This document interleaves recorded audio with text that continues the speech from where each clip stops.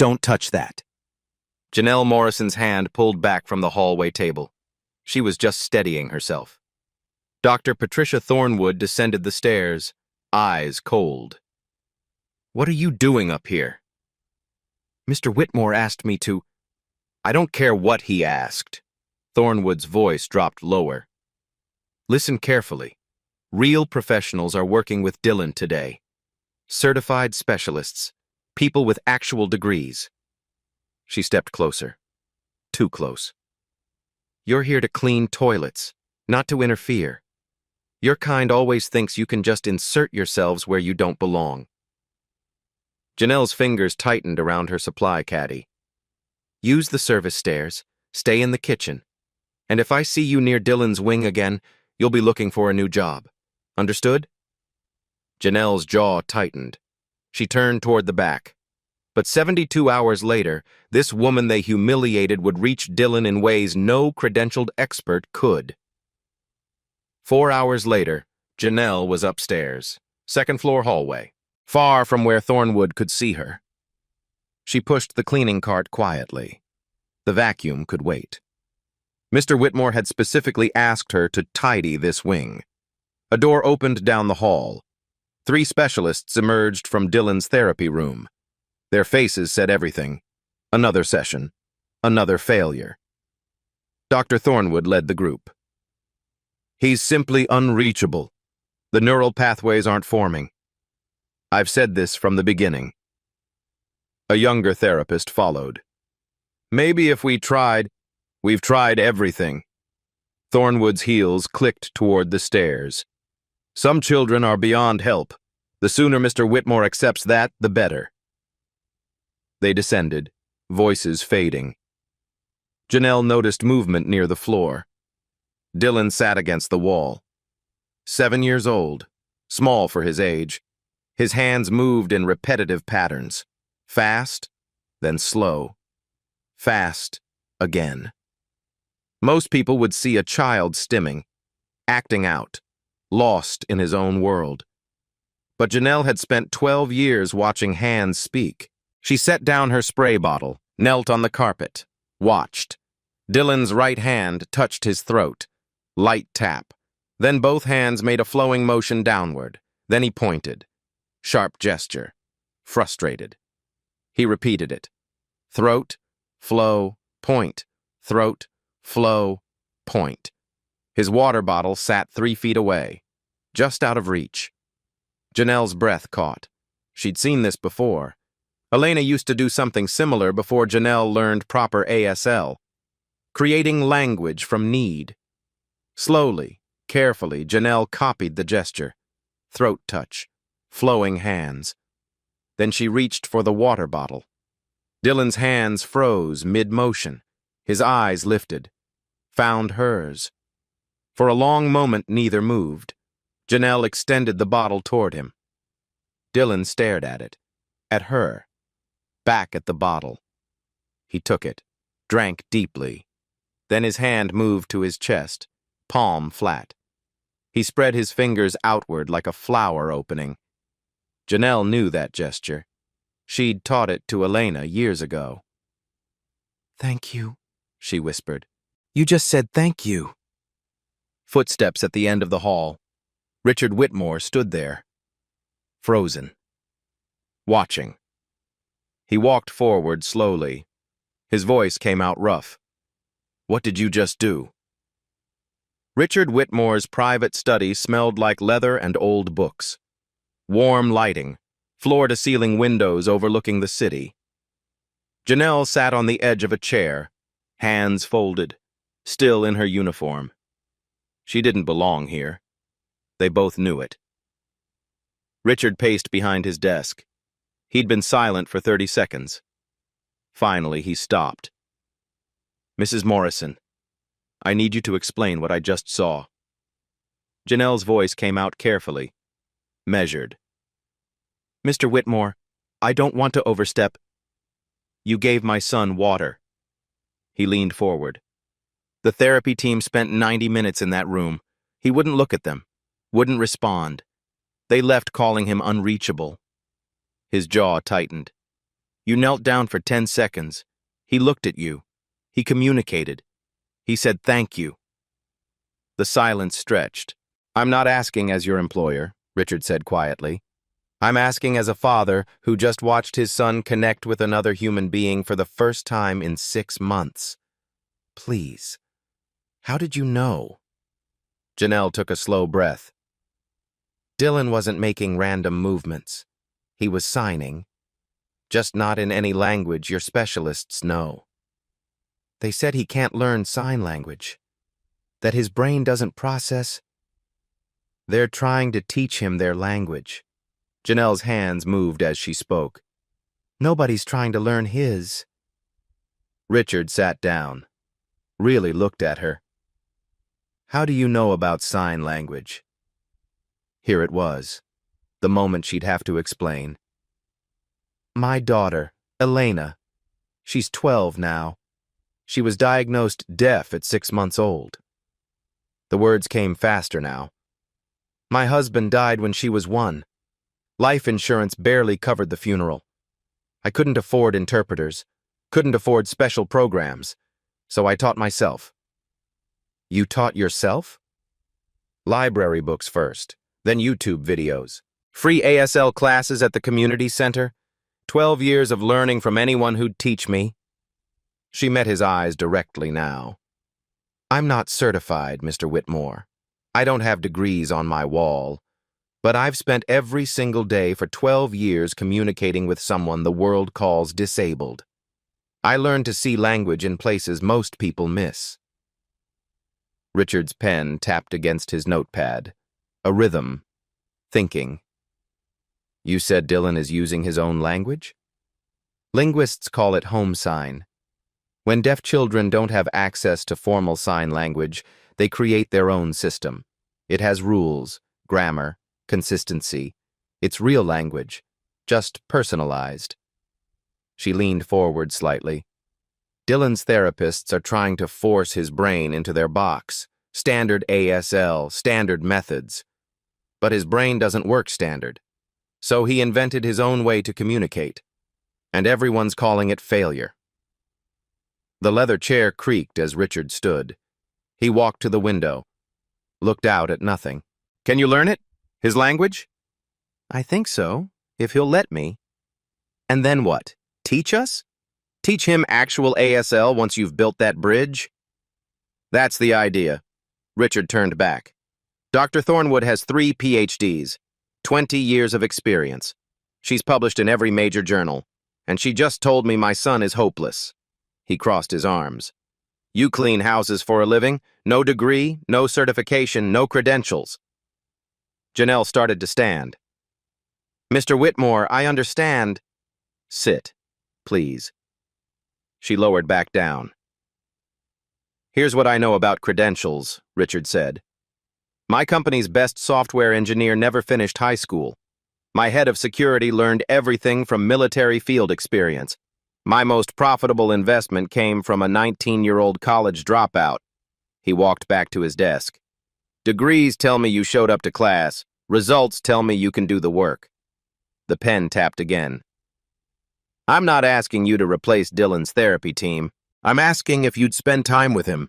Document what you see. Build this bridge you're talking about. Janelle's throat tightened. If Dr. Thornwood finds out... Let me worry about Dr. Thornwood. His voice was firm, final. You'll have full access. His therapy records, his medical files, his daily schedule. Everything. He opened a drawer, pulled out a leather journal, set it on the desk between them. My wife kept this. Observations about Dylan before she passed. Maybe it'll help. Janelle stared at the journal, the weight of what he was offering. Mr. Whitmore, what if I fail? Then we're exactly where we are now. But if you succeed... He pushed the journal toward her. My son gets his voice back. To understand why Janelle said yes, you need to know about a Thursday afternoon 11 years ago. Howard University, linguistics lab. Afternoon light through tall windows. Janelle Morrison was 27, bright, hungry, presenting her research on nonverbal communication patterns in isolated communities. Her advisor leaned back in his chair. "This is PhD-level thinking, Janelle. You could make a real contribution to this field."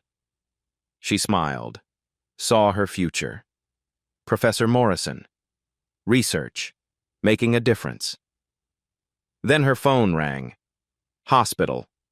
Her husband Marcus had collapsed at work. Cerebral hemorrhage. They were doing everything they could. He died 3 hours later. The funeral was on a Tuesday. The eviction notice came 2 weeks after that. Life insurance barely covered the burial plot.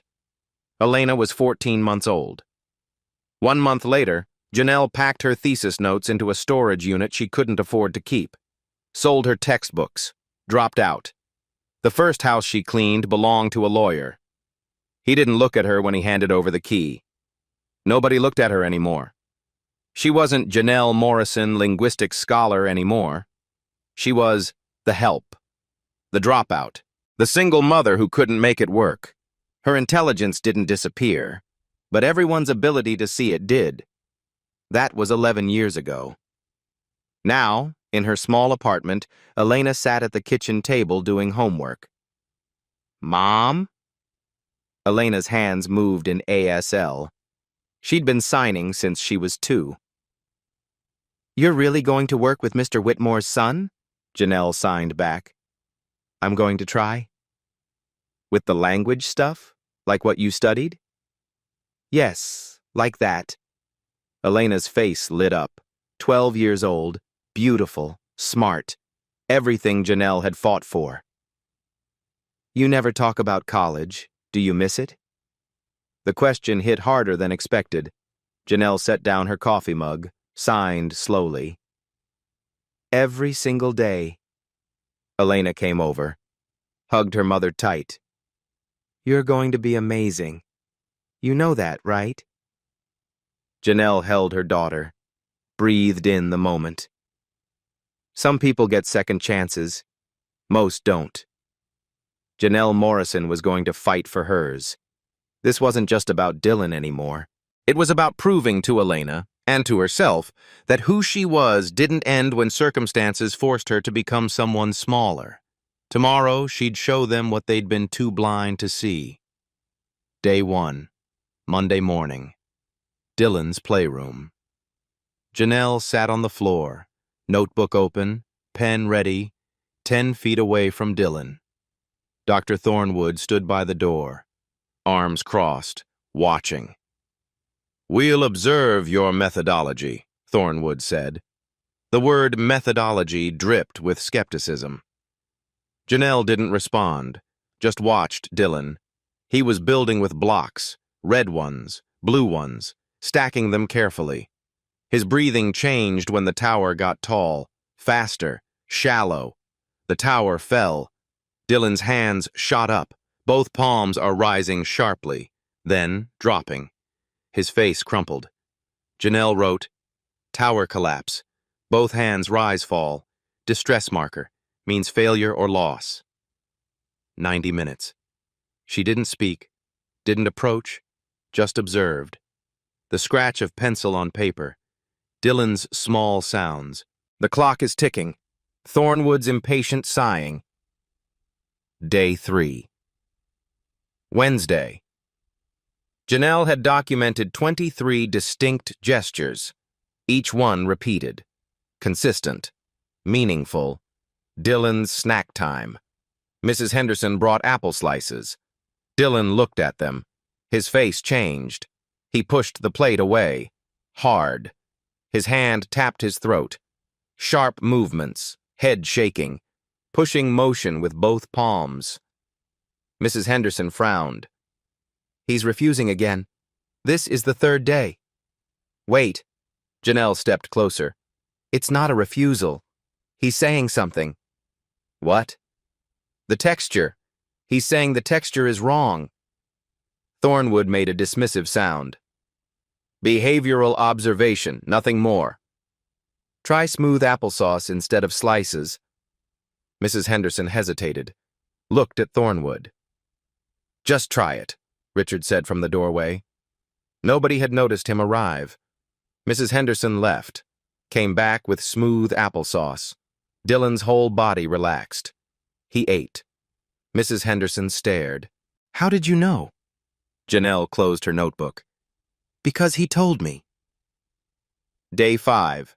Friday morning, medical center, routine blood work. Dylan needed his quarterly tests. The nurse prepared the needle. Dylan saw it. Panic. His hands flew. Erratic. Defensive.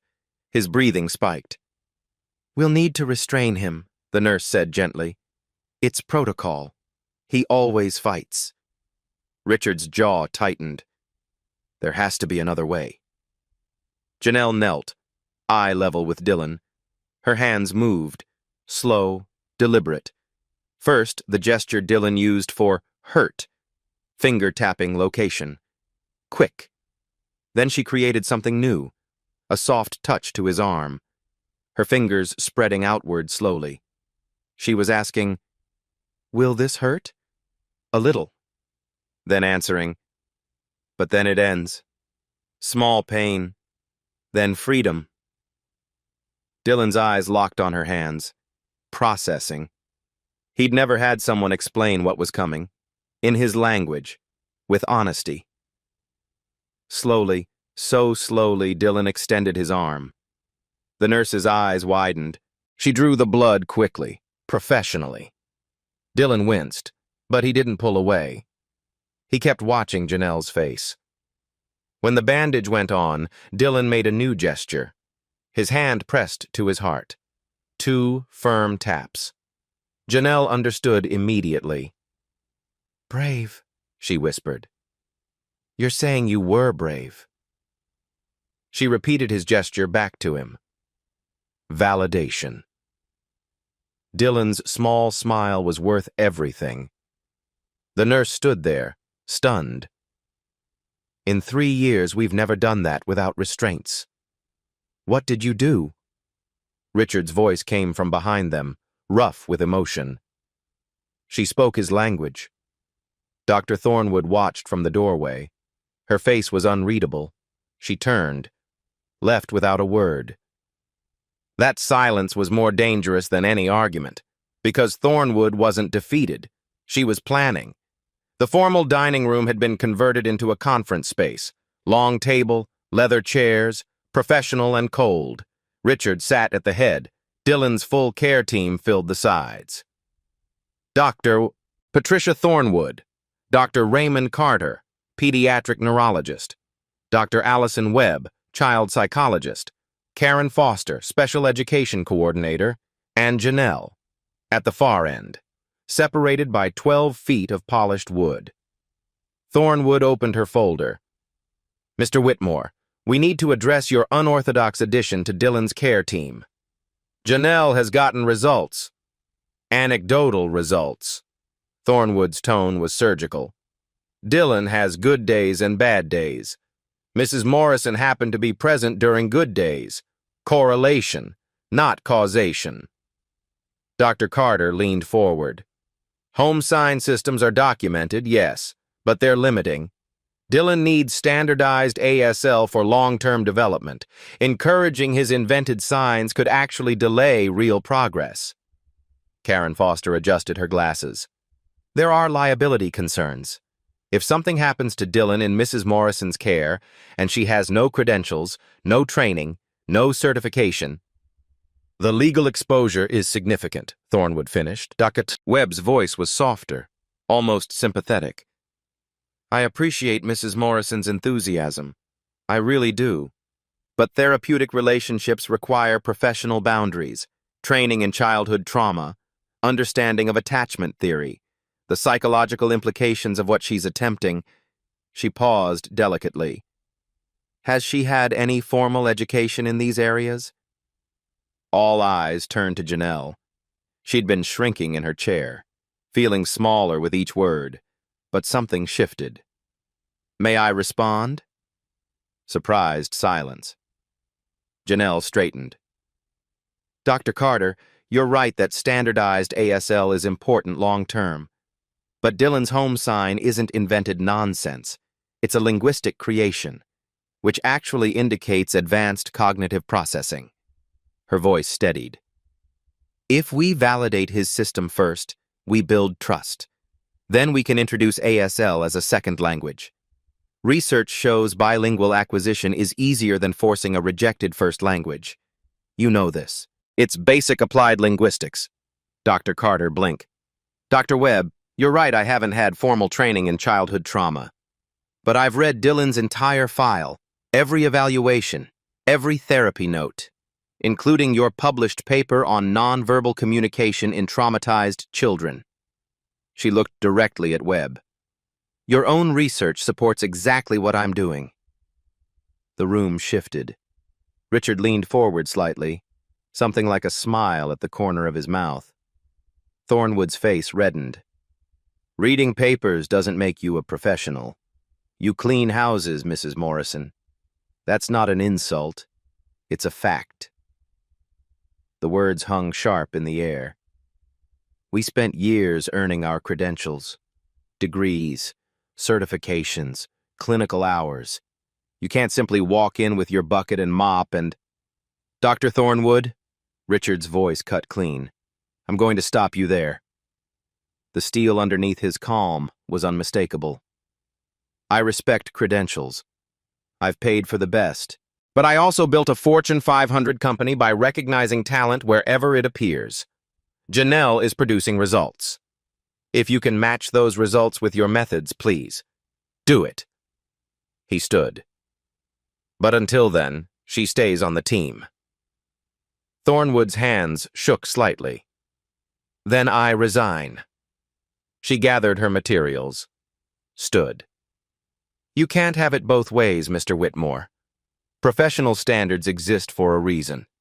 When this experiment fails, and it will, don't say you weren't warned. She walked out, heels clicking, door closing with finality. The remaining team members looked uncomfortable, but none followed.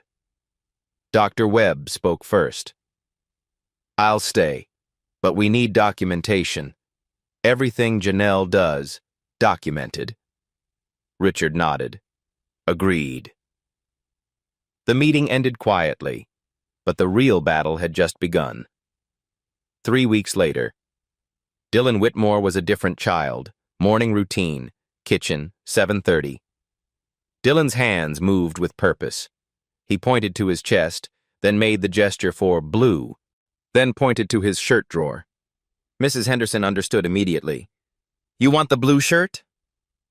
Dylan nodded, smiled. It was the first time he'd chosen his own clothing. Janelle watched from the doorway, her documentation book filled with progress notes. Dylan's gesture vocabulary now numbered 127 signs, his own system, plus 43 standard ASL signs she'd taught him. He was becoming bilingual. Breakfast. Dylan made the sign for hungry, then pointed to the pantry, specific cabinet. Third shelf. He wanted the honey cereal, not the regular one. For 7 years, people had chosen everything for him. Now he was choosing for himself. Mrs. Henderson had learned Dylan's basic signs. She responded in kind, adding the ASL equivalent. Honey cereal, good choice. The data was undeniable. Communication attempts per day was 3 to 5, now 40 to 60. Behavioral episodes, down 70%. Eye contact increased from 5% of interactions to 60%. Dylan wasn't just communicating. He was connecting. Saturday morning, public park, first outdoor excursion in 8 months. Dylan wanted the swings. They were occupied. Old Dylan would have melted down, or withdrawn completely. New Dylan stood watching, waiting, then made his sign to Janelle. Wait. Then another. Turn. You want to wait for your turn? He nodded. 5 minutes later, a child climbed off the swing, approached Dylan. The child said something. Dylan didn't understand the words, but he watched the child's gesture. pointing at the swing, questioning face. Dylan responded with his own signs, his turn gesture, then held up 5 fingers, 5 more pushes, then you can have it. The other child didn't understand the specific signs, but understood the meaning. The child nodded, stepped back. Dylan's first successful social negotiation. Janelle sat on the bench, tears streaming down her face. This simple, ordinary childhood interaction. This was what $500,000 in therapy couldn't buy. Connection, agency, the ability to exist in the world as himself. That afternoon, Karen Foster arrived at the estate. She found Richard in his study. Janelle was there, showing him Dylan's progress charts. "Mr. Whitmore, I have news." Karen set down her folder. "Good news and complicated news." Richard looked up. "Tell me." The school district reviewed Dylan's progress. They're willing to mainstream him into their deaf education program, starting next semester. "That's wonderful." "Yes, but..." Karen's expression shifted. "They require all students to use standardized ASL exclusively. Dylan's home sign system won't be accommodated in the classroom." The room went quiet. "And Janelle can't accompany him. District policy. Educational aides must be certified teachers or licensed therapists." Richard's jaw tightened. "So Dylan's ready for school, but the school isn't ready for Dylan." "That's one way to put it." Janelle stared at her documentation. Months of work. Breakthrough after breakthrough. And now the system was going to undo it all. Success had created a new problem. Dylan was ready for the world. But the world still wanted him to fit into their boxes. The question wasn't whether Dylan could learn. It was whether anyone would let him learn his way. Whitmore Technologies headquarters, 42nd floor, corner office with a view of the entire city. Richard had called Janelle in for a meeting. 6 o'clock, after her shift. She still wore her uniform, felt out of place among the glass and steel. "I've been making calls." Richard gestured to a chair. "Dr. Elena Rodriguez, Georgetown University, Department Head of Linguistics." He handed Janelle a tablet. On screen, an email, long, detailed. Janelle's hands trembled as she read. "This is the most comprehensive documentation of spontaneous home sign development I've seen in 20 years. The linguistic analysis is graduate-level work. The methodological rigor is exceptional. Who is this researcher?" Janelle looked up. "She thinks I'm a researcher?" "Dr. Rodriguez wants to meet you." Richard leaned back. "She's offering academic sponsorship. You'd complete your degree in special education linguistics. Your work with Dylan would count as practicum credit." "Mr. Whitmore, I can't afford..." "Full scholarship. Already arranged through the Whitmore Foundation." The words didn't make sense. Janelle shook her head. "I don't understand. Why would you..." "It's not charity." Richard's voice was firm. "We fund promising research. This qualifies." "But I'd have to stop working with Dylan. I can't leave him in the middle of..." "Hybrid program. You continue with Dylan during the day. Classes are evening and online. It'll take 3 years instead of 2. But you'll have your degree. And more importantly, you'll have credentials to follow Dylan into the school system."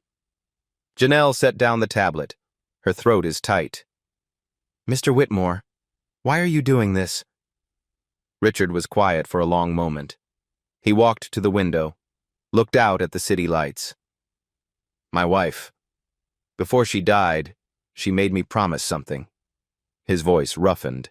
"She said, 'Don't let Dylan's disability be the only thing people see. Make sure the world sees the brilliant, creative kid he is.'" He turned back. "I've been so focused on fixing Dylan that I almost missed the parallel. I was looking at you and seeing the Maid, not seeing the person who was saving my son. This isn't charity, Janelle.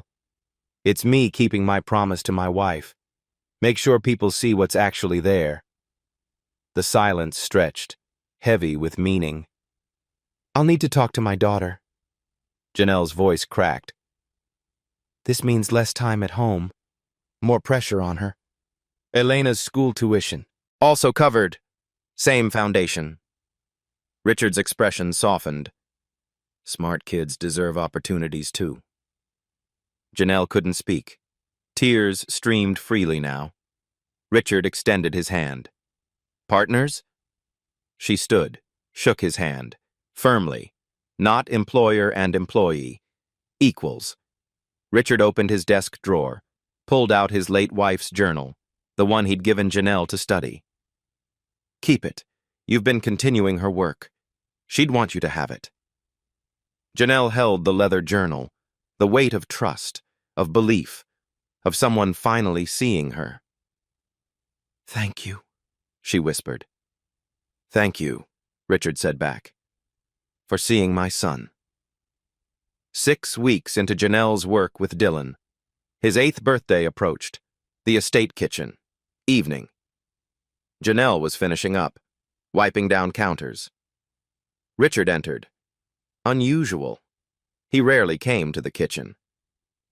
Janelle, I need advice. He looked uncertain, vulnerable. The billionaire CEO lost. Dylan's birthday is Saturday, first one since his mother passed. I don't know what to do.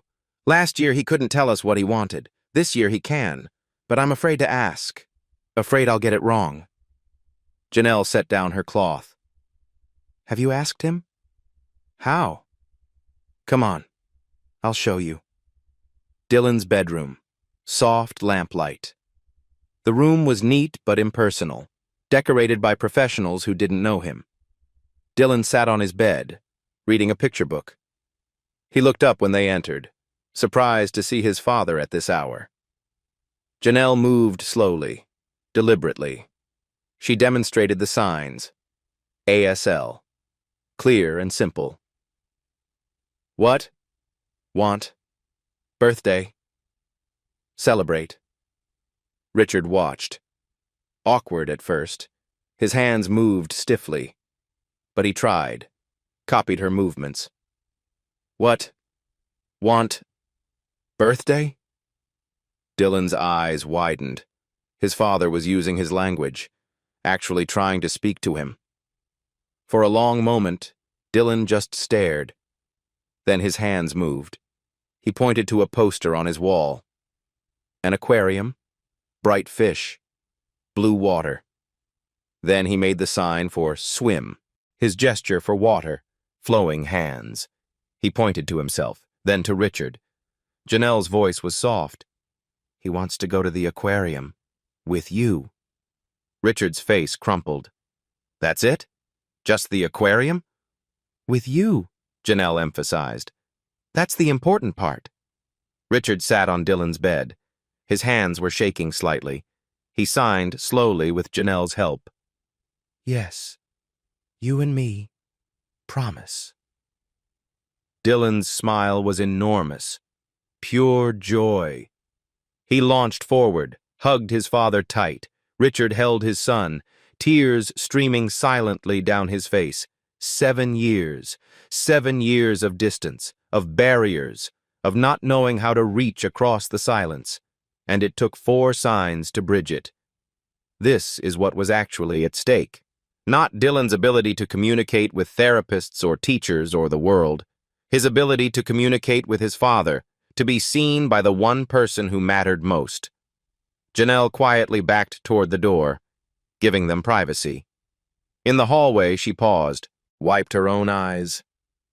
Next morning, Richard found Janelle in Dylan's playroom. Thank you, his voice was rough, for teaching me how to talk to my son. I've been paying people to do that for 3 years. You're the first person who actually did it. Janelle smiled. Mr. Whitmore, you learned in 10 minutes what took specialists months. You know why? Why? Because you actually wanted to hear him. That's the only credential that really mattered. The school district required a formal evaluation. 3-person panel, 90 minutes, 1 decision. Dylan Whitmore would either attend mainstream school with support or be placed in a residential facility for children deemed too severe to integrate. Everything came down to this. The Whitmore estate living room had been converted into an evaluation space, clinical, cold, a table for the panel, a play area for Dylan, Dr. Marcus Thompson, district psychologist, 50-something, kind eyes but bound by protocol, Susan Brennan, special education supervisor, practical, fair, overworked, and Dr. Patricia Thornwood, invited back as an external consultant. Her expression said everything. She'd come to watch this fail. Richard stood by the doorway. Janelle sat near Dylan, notebook ready. Dr. Thompson opened his folder. "Let's begin. Dylan, can you look at me?" Dylan didn't respond. Didn't understand spoken instructions. "Dylan?" Thompson tried again, louder. Nothing. Thompson made a note. Non-responsive to direct address. He held up a card. Red circle. "Can you tell me what color this is?" Silence. Blue square. "How about this one?" Dylan's anxiety was rising. His breathing changed. Hands starting to fidget. "Let's try basic ASL." Thompson signed slowly. Standard signs. "What is your name?" Dylan stared blankly. The signs meant nothing to him. Thornwood leaned forward. "As you can see, the child lacks functional communication ability. The progress Mr. Whitmore described isn't evident under proper evaluation conditions." Susan Brennan tried a gentler approach. "Dylan, sweetie, can you show us how you talk?" Dylan was shutting down, pulling back. His safe response when overwhelmed. He retreated to the corner, began rocking, hands over his ears. Thompson sighed, wrote more notes. "I'm seeing severe social communication disorder, inability to respond to multiple communication modalities. My recommendation would be..." "Stop!" Everyone turned.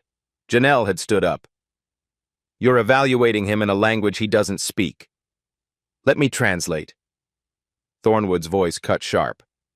"Mrs. Morrison, this is a standardized evaluation. We cannot modify Let her try." Richard's voice from the doorway. Final. Janelle moved slowly, sat on the floor at Dylan's level. Her hands moved. Dylan's language, his signs, the gesture for scared, then safe, then try. Dylan's rocking slowed. His hands came down from his ears. He looked at Janelle. She signed again, asking permission, offering safety. Dylan nodded, small, uncertain. Janelle turned to the panel. "Ask your questions. I'll interpret both ways." Dr. Thompson hesitated. Then, "Can he identify colors?" Janelle's hands moved. Dylan's system. Clear, simple.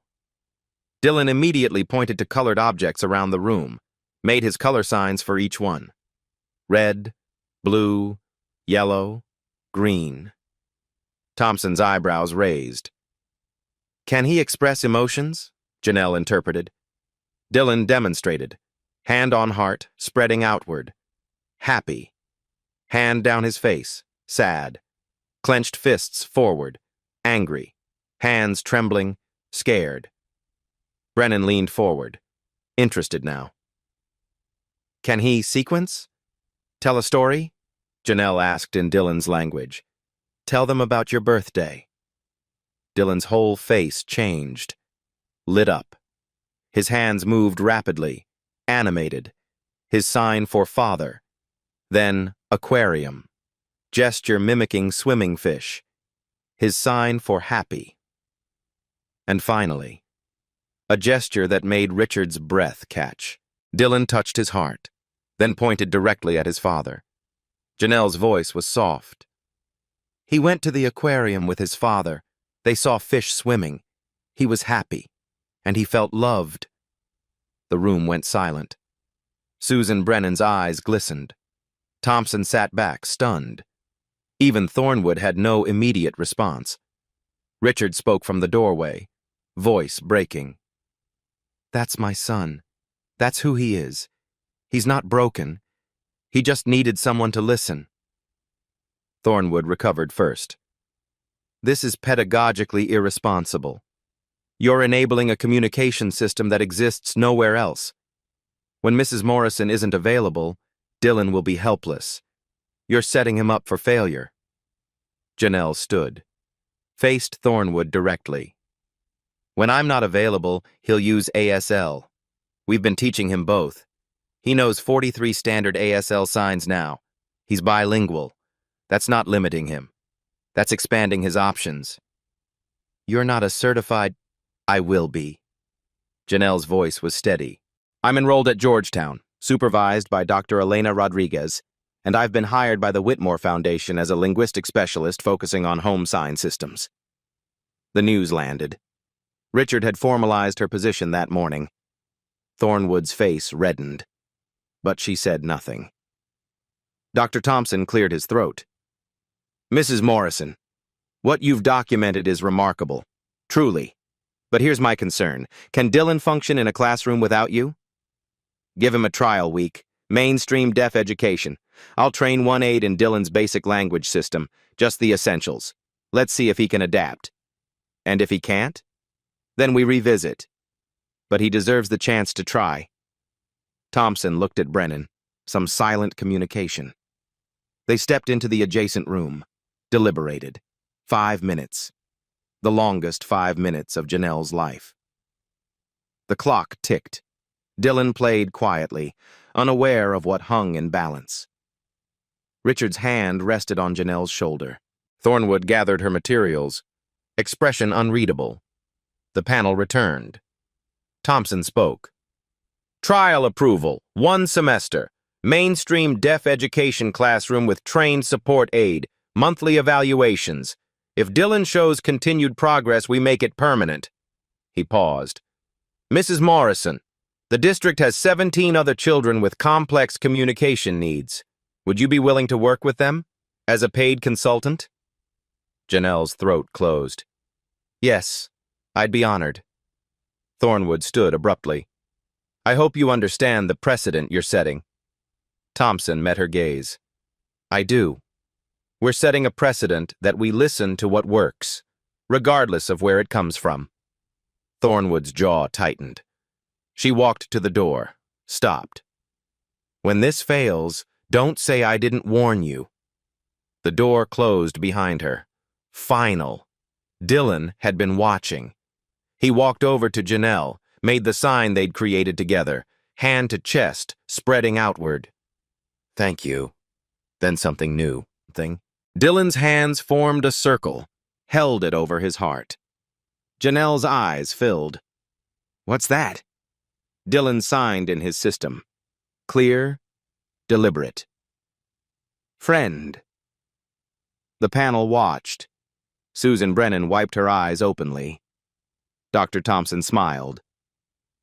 Mrs. Morrison, I think you just proved our point. Richard stepped forward, put his hand on Dylan's shoulder. My son has a voice now, because someone finally listened. Janelle knelt, hugged Dylan. 7 years of silence. Broken.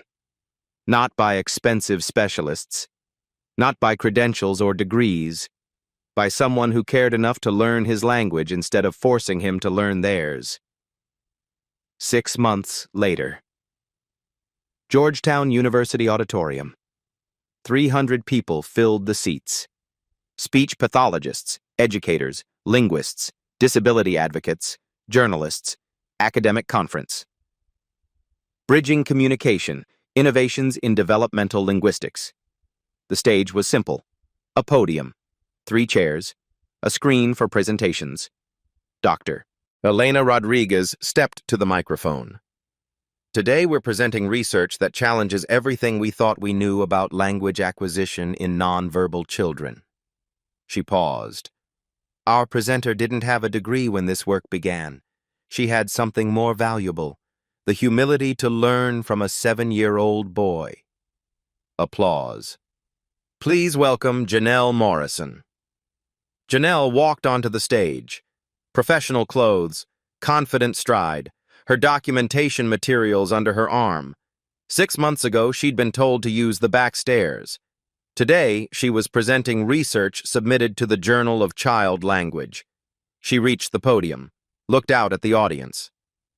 18 months ago, a doctor told me I was a distraction to real professionals. Told me to stay in my place, use the service entrance, know my role. The room went quiet. Today I'm here because I forgot to stay in my place. Scattered laughter. Knowing. I want to start with a question. How many of you have ever been underestimated? Hands rose throughout the auditorium. Dozens. Then more. Keep your hands up if someone told you that you didn't belong somewhere because of your background, your degree, the way you look. More than half the room. Now put your hands down if you let that stop you. Most hands lowered, a few remained up. Nervous laughter. This is a story about not letting that stop you. More importantly, it's about what we miss when we decide someone doesn't have value before we bother to listen. The presentation began. Slides appeared on screen. Dylan's gesture dictionary. 200 documented signs. Video footage, split screen.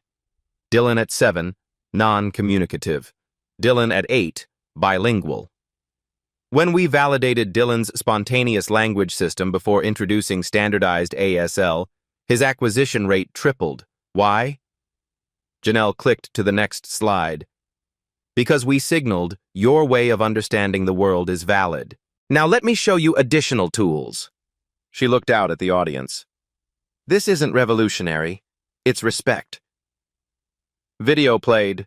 Dylan in his mainstream classroom, signing with other deaf students, standard ASL, fluent, natural, then recess. Dylan teaching his home signs to hearing classmates. They laughed together, played together. Dylan was thriving. The video ended. Dylan now functions in 2 languages, his intuitive home sign system and American Sign Language. He code switches depending on context, the same way any bilingual person does. Another slide. Statistics. Based on this success, the Whitmore Foundation funded a pilot program, First Language Validation Protocol. In 6 months, we've worked with 23 children previously labeled unreachable. 19 are now communicating effectively. 4 are in mainstream classrooms. The numbers were undeniable. Janelle stepped back. Richard Whitmore will share the parental perspective. Richard took the podium, composed, but emotion underneath. I'm a businessman. I believe in return on investment. I spent $500,000 on specialists, therapies, equipment, state-of-the-art interventions. He paused. I got incremental improvement. Another pause. I paid one woman, someone I'd barely noticed was brilliant, a fraction of that amount. She gave me my son back. His voice roughened. The lesson isn't about money. It's about who we decide has expertise. For 3 years, I listened to people with credentials tell me what Dylan couldn't do. It took someone without credentials to show me what he could. He looked directly at the audience. If you're a parent, an educator, a professional in this room, I'm asking you to look around. Who are you not seeing? What genius have you overlooked because it came in the wrong packaging? The applause started before he finished. Standing ovation. Richard stepped back, gestured. Dylan walked onto the stage.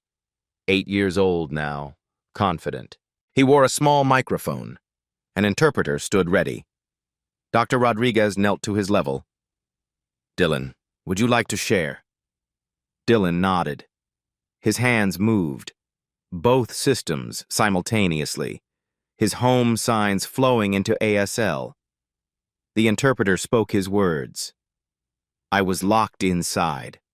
Janelle found the key, not because she was smartest, because she looked. The simplicity of it, the truth. The entire auditorium rose. Applause thundered. Janelle stood there, tears streaming. This was real. This was happening. The conference ended. The media swarmed. Local news. Housekeeper turned linguist revolutionizes deaf education. Washington Post feature. When credentials don't equal competence. NPR interview. Janelle discusses broader implications for marginalized communities. Richard's LinkedIn post went viral. Photo of Janelle and Dylan. Caption. This is what hiring for talent, not pedigree, looks like. 2 million views in 48 hours, 1 week later. Georgetown Linguistics Department. Dr. Rodriguez's office. Janelle, sit down. Rodriguez slid a folder across the desk. You've been accepted into our PhD program, full scholarship. Georgetown wants to establish the Morrison Center for Home Sign Research. You'd be the founding director after graduation. Janelle stared. A center with my name? Your work is changing the field. We want to make sure it continues, grows, reaches every child who needs it. That evening, Janelle's apartment. Elena sat at the kitchen table. Homework spread out. 13 now, growing up fast. Janelle collapsed on the couch. Elena signed. How was PhD orientation? Terrifying, exciting. I don't know what I'm doing. Elena brought her mother tea. Role reversal. The daughter caring for the mother. Mom, you've known what you're doing since I was a baby. You finally get to do it. She sat beside Janelle. I'm proud of you. You know that? Janelle pulled Elena close. Baby, I'm proud of us. You held everything together while I figured this out. This is your win, too. 2 months later. Dylan's 9th birthday party. Not fancy, normal. Backyard. Bounce house. Kids everywhere. Deaf classmates. Hearing classmates. All of them communicating, signing, laughing. Dylan ran past. Pure joy. Completely integrated. Janelle arrived. Miss Morrison, educational consultant. Now. But still close to the family. Dylan saw her. Ran over. His hands moved. Clear. Emotional. Thank you for my voice. Janelle signed back. You always had a voice. I just helped other people hear it. Richard approached, holding an envelope. Open it. Inside, a certificate. Official. Embossed. The Sarah Whitmore Morrison Center for Communication Innovation. Dedication of the new linguistics building wing, named for his late wife, and for Janelle. Together. My wife started this by seeing Dylan, Richard said quietly. You finished it by seeing yourself. This honors both of you. Janelle couldn't speak, just held the certificate, full circle. Later that day, Janelle stood in the Whitmore estate foyer, the same marble floor, the same grand staircase, but she wasn't holding cleaning supplies anymore. She stood in the center of the room, not off to the side, not using the back stairs, equal, visible, valued. The woman who'd been told to stay invisible had become impossible to ignore. Janelle Morrison's story isn't just about one woman and one child. It's about a question we should all be asking. How many geniuses are we ignoring because they're wearing the wrong uniform? 2 years later. The Morrison Protocol spread across 47 school districts. Training materials, video modules, step-by-step guides for validating home sign before introducing standardized language. Success rate, 73% of previously unreachable children now communicating. The Whitmore Foundation. Second Chance Scholarship Program grew. 100 adult learners returning to finish interrupted degrees. Single parents. People from service industries. Requirement? Demonstrated talent, regardless of credentials. 623 people enrolled. Studying. Building the future they'd been forced to defer. Policy changed, too. 8 states passed legislation. Educational aides no longer required 4-year degrees if they demonstrated specialized competency. The Morrison exception. 1,200 people employed in special education who previously couldn't access the field. Dylan turned 10, fully mainstreamed, thriving. He taught sign language to hearing students now, both ASL and his home sign system. The teacher asked him to lead a weekly session. His dream? To become a teacher himself. Janelle's career transformed. PhD in progress. Defense scheduled for next spring. 3 published papers, co-authored with Dr. Rodriguez. Her TED Talk hit 4 million views. The language nobody learned. She consulted for school districts nationwide, still worked with Dylan weekly, not as an employee, as a friend. But here's what the highlight reel doesn't show: the cost. Janelle worked 2 jobs while doing graduate school. Elena learned to cook dinner at 13. There were nights Janelle fell asleep at her desk. Mornings, she questioned if she could keep going. Miracles don't happen without sacrifice, but she'd tell you, worth it. Every single exhausting day, worth it. 5 years after that first conference, another academic gathering. Dr. Patricia Thornwood approached Janelle at the coffee break. "Mrs. Morrison, may I speak with you?" Janelle turned, surprised. Thornwood's expression was different, softer. "I owe you an apology. I was wrong about your methods, and more importantly, about you." Silence stretched between them. "I spent my career believing credentials were everything, that the system existed for good reason. You showed me I was protecting the system instead of helping children." Janelle nodded slowly. "I appreciate that, but I also learned from you. Credentials do matter, just not as much as curiosity. I have both now." They shook hands. Not quite friends, but mutual respect. Growth looks different for everyone. So here's the question for you. Right now, watching this, who is Janelle in your life? Is it the janitor who notices when systems fail before the engineers do? The receptionist who understands customer psychology better than the marketing team? The assistant who's been quietly solving problems above their pay grade? Or maybe it's you. Maybe you're the one being overlooked, dismissed because someone decided your resume matters more than your results. Here's what you can do. 3 things, starting today. 1. Notice the invisible people, the ones society trained you not to see. Learn their names. Ask about their lives. You might be surprised who they really are. 2. Question credentials. Not to dismiss education. Education matters. But ask, does this person produce results? If yes, figure out how to make room for them. 3. Tell someone's story. If you know a Janelle, someone brilliant who's been overlooked, advocate for them. Use your platform, whatever size it is. One person speaking up can change a life. The Morrison Center for Communication Innovation opened on a Tuesday.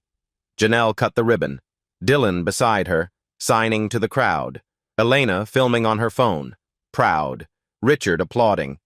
The camera panned across the diverse gathering, former students, second-chance scholars, families of children helped by the Morrison Protocol, educators implementing new approaches, people who'd been told they didn't matter, proving everyone wrong. Janelle spoke at the opening. "My mother used to say, smart is something you are, educated is something you become. Today, I'm both, but I was always smart." She paused. Let the words land. The world just needed to catch up. Another pause. Don't wait for the world to catch up to you, and don't make anyone else wait either. The applause was deafening, but the real impact? The quiet moments after, people approaching strangers, starting conversations, seeing each other differently, one interaction at a time, building a world where talent matters more than pedigree, where intelligence is recognized regardless of packaging. where no one has to use the back stairs. Share this if you've ever been underestimated. Comment, who is your Janelle? Subscribe to Blacktail's Stories for more stories that challenge what you think you know, because someone's brilliance is counting on you to see it. Notice. Question. Advocate. The world changes when we decide everyone deserves to be heard.